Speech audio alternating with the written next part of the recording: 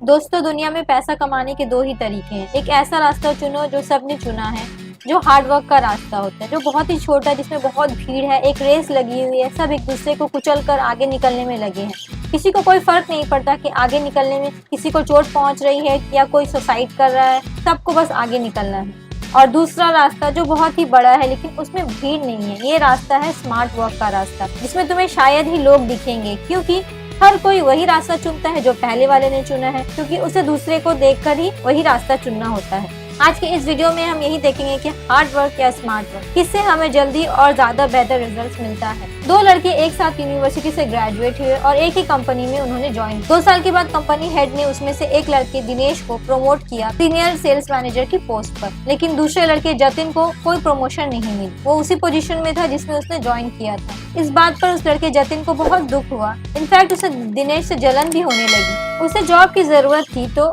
वो नौकरी पर लगा रहा। इसी तरह से कुछ महीने गुजरते गए और जब दिनेश की तारीफ होते देखकर उसे और बर्दाश्त नहीं हुआ तो मैनेजर के पास अपना रेजिग्नेशन लेटर लेकर पहुंच गया। उसने लेटर देने से पहले मैनेजमेंट से कहा कि इस ऑफिस में हार्ड वर्किंग स्टाफ की कोई कदर नहीं है। उसके इतने हार्ड वर्किंग होने के बावजूद कंपनी ने उसे प्रमोट नहीं किया और सिर्फ उसे प्रमोट किया जिसे वो फेवर करते हैं। मैनेजर को अच्छे से पता था कि जतिन एक हार्ड वर्किंग एम्प्लॉय था। इनफैक्ट दिनेश से ज्यादा हार्ड वर्किंग था, लेकिन उसमें कुछ कमी थी, इसलिए उसे ये बात समझाने के लिए मैनेजर ने उसे एक काम दिया। उससे कहा कि जाओ और पता करो कि शहर में है कोई जो वाटरमेलन बेचता है। जतिन वापस आता है और कहता है कि हाँ, यहाँ एक वाटरमेलन सेलर है।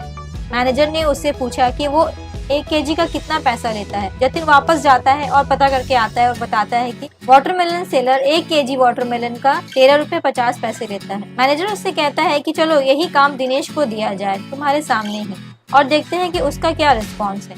मैनेजर उसके सामने ही दिनेश को बुलाते हैं और उसे कहते हैं कि पता करो कि शहर में कोई वाटरमेलन सेलर है कि नहीं। दिनेश वापस आता है और मैनेजर से कहता है कि सर, यहाँ एक वाटरमेलन सेलर है टाउन में जो 40 रुपए का एक मेलन देता है और आधा मेलन 31 रुपए 50 पैसे का देता है। वो मेलन को 13.5 रुपए पर किलो बेचता है। उसके पास 93 मेलन स्टॉक में है। हर एक मेलन का वेट है 7 केजी। उसका खुद का फार्म है और वो हमें लगातार 4 महीने के लिए सप्लाई दे सकता है। एक दिन में 102 मेलन देगा। एक मेलन पर 27 रुपए चार्ज करता है। मेलन की क्वालिटी बहुत अच्छी है सर। मेलन फ्रेश और लाल है, खाने में बहुत मीठे हैं। जो हमें लास्ट ईयर सेल किए थे उससे ज्यादा ही अच्छी क्वालिटी के हैं। उसके पास एक स्लाइसिंग मशीन भी है और वो हमारे लिए फ्री में स्लाइसिंग करने के लिए भी तैयार है। कल सुबह 10 बजे से पहले हमें उसे डील करने ली होगी। अगर हम ये डील करते हैं तो आई एम श्योर सर हम लोग पिछले साल से भी ज्यादा प्रॉफिट्स कर पाएंगे, जिससे जो हमारी ओवरऑल परफॉर्मेंस के लिए अच्छा होगा और ये कम से कम हमारे सेल्स को मिनिमम 3.78% का अप देगा। मेरे पास ये सारी इन्फॉर्मेशन पेपर में लिखी हुई है। अगर आपको चाहिए तो मैं आपको स्प्रेडशीट दे सकता हूँ अभी। जतिन ये सब सुनकर खुद को बेवकूफ समझने लगा।